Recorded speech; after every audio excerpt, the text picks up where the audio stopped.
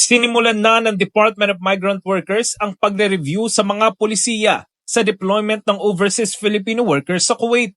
Kasunod ito ng mga naitalang kaso ng pagkamatay ng mga OFW, kabilang sina Jenny Alvarado na nasawi dahil sa suffocation at Daphne Nakalaban na 2 buwang nawala bago natagpo ang patay.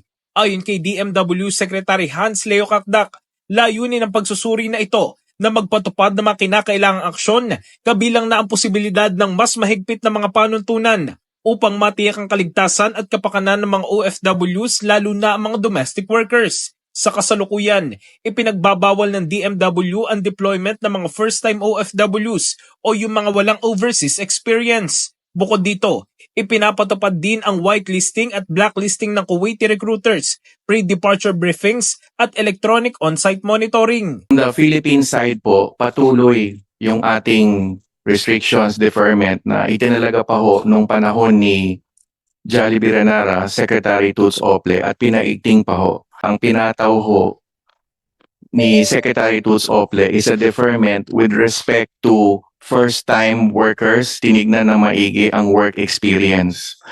From the Kuwaiti side, meron po silang pinataw na sarili nilang ban na pangkalahatan, including skilled workers. We retained our own deferment policy at pinaigting pa ho natin. Kasama rin sa nire-review ang kalagayan ng mga kasalukuyang nagtatrabaho sa Kuwait. Samantala, inirekomenda naman ni Senate Committee on Migrant Workers Chairperson Senator Raffy Tulfo ang total deployment ban para sa mga Filipino domestic workers sa Kuwait. Sana total ban. Hanggang hindi sila mag-ayos-ayos ng kanilang mga pag-uugali, ng kanilang sistema.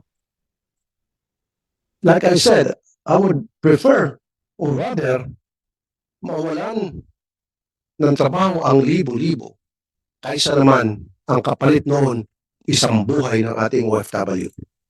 In the heart of changing lives, ito si Brigada Jigo Custodio ng 105.1 Brigada News of Manila, The Music News Authority.